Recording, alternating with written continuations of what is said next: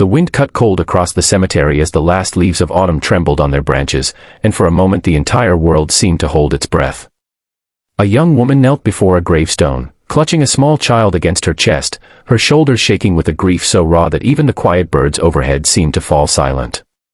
A few paces behind her stood a well-dressed man holding a bouquet of white chrysanthemums, his expression carved with shock and an emotion he could not yet name. He had come to mourn his wife, but found a stranger weeping at her grave instead. And in that moment, before either of them spoke, the air was thick with the weight of fate, like destiny had placed them together on this patch of earth for a reason neither yet understood. If you believe in kindness, second chances, and the power of compassion, be sure to like, comment, share, and subscribe. It truly helps these stories reach more hearts. The young woman's name was Elena, and the little girl clinging to her dress was her daughter, Sophie. Elena had not meant to break down so hard, but grief has a way of overflowing when held for too long. Her life had unraveled over the past year, thread by painful thread, beginning with the illness that had taken her mother, the only family she had left. She had struggled to pay for the medical treatments, working 2 jobs while caring for little Sophie, who was barely old enough to understand why her grandmother no longer sat by the window waiting for them. Elena had promised her mother she would be okay, but promises are heavy things, and she had been carrying hers like a burden made of stone. When her mother died, Elena could not afford a burial of her own. For weeks she walked the cemetery during her breaks between shifts, finding comfort in visiting the graves of strangers. She read their names, imagined their stories, and sometimes whispered her fears to them, as though the silence of the dead could calm the storms inside her. It was a private ritual, a way to feel less alone. That morning she had chosen one grave at random, a simple stone with white flowers resting at its base. She knelt there, feeling Sophie wrap tiny arms around her neck, and let the tears she had fought for months finally fall. She did not know the men who approached with slow steps, though the moment she saw the flowers in his hands she understood whose place she had taken. Her eyes widened with embarrassment and fear, and she scrambled to stand, pulling Sophie gently to her side. But the man only stared, his voice quiet, almost breaking, as he told her, "That's my wife's grave." His name was Adrian, though Elena didn't know that yet. Adrian had been a wealthy businessman long before tragedy reshaped the definition of what truly mattered. His wife, Mara, had been his anchor, gentle, laughing, endlessly patient with a world that moved too fast. They had tried for years to have a child, and after losing several pregnancies, Mara began to dream aloud of adopting, of filling their home with life even if it didn't come from them. But before that dream could grow roots, a sudden accident had torn her from the world, leaving Adrian with a house full of memories and a heart split open. He visited her grave every week, always at the same time, always carrying the flowers she loved. He wasn't prepared to see another woman kneeling at Mara's stone, tears streaming down her face like the sky itself had cracked open above her. Something in him softened, as though sorrow recognized sorrow across an invisible bridge. Instead of anger, a strange mixture of curiosity and concern welled up inside him. Elena apologized, flustered and trembling, but Adrian shook his head gently.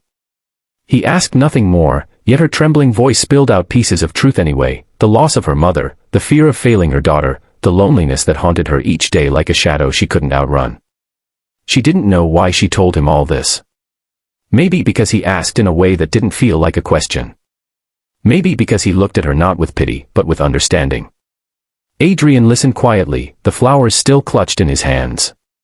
He watched Sophie's small fingers curl into her mother's coat, and something inside him shifted, a tight knot loosening after years of holding on. He told her, not boastfully, not with calculation, that his wife had always believed in helping others. Mara used to say that grief was a river that drowned only those who tried to swim alone. She had spent years volunteering, donating, reaching out to those in need. And in Elena, Adrian felt as though he was witnessing Mara's legacy standing before him in living form. He asked her to stay for a moment as he laid the flowers at his wife's grave. Elena remained standing quietly, holding Sophie close, feeling strangely comforted by the presence of a man who was just as broken as she was. Adrian touched the gravestone with reverence, whispering something only the dead could hear, then turned back toward Elena with a look that carried both strength and fragility. They walked together through the cemetery, moving slowly between rows of stones like characters drifting through their own separate worlds that had, somehow, collided. Adrian asked little, but listened deeply.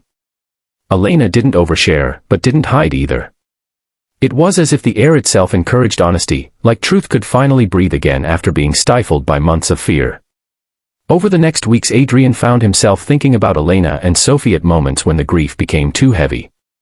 He wondered how they were managing, whether Elena was sleeping, whether Sophie was warm enough now that winter was approaching. One morning, without fully understanding why, he returned to the cemetery earlier than usual, half hoping to see them again. And there they were, Elena gently brushing leaves from the gravestone, Sophie stacking acorns she collected along the path. It became a rhythm.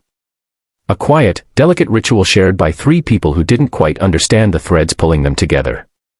Adrian brought extra flowers. Elena brought coffee in a paper cup. Sophie brought giggles and a wild curiosity that made even the bleakest mornings feel lighter. As their bond deepened, Adrian learned more about the hardships Elena was facing. Her rent was overdue. Her job hours were being cut. Sophie's daycare had raised its fees, and Elena had no idea how she would keep them afloat. Each confession was hesitant, spoken as if she expected judgment or rejection. But Adrian only listened, each word weaving a deeper empathy in him. One night, after returning to his empty home, Adrian stood in the center of his quiet living room and felt the vastness of his loneliness echo around him. He realized that helping Elena was not charity. It was something far more profound, an extension of Mara's kindness, a way to continue the love she had poured into the world. And maybe, he admitted silently, it was a way to mend the fractures in his own heart. Adrian didn't push. He didn't try to rescue her overnight. Instead, he offered small steps, help in finding better childcare, connections to job opportunities, warm meals dropped off under the humble pretense that he had cooked too much.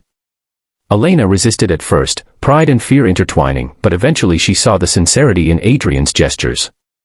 She accepted not because she felt weak, but because she realized strength sometimes meant allowing others in. Winter came softly that year, settling over the town like a blanket.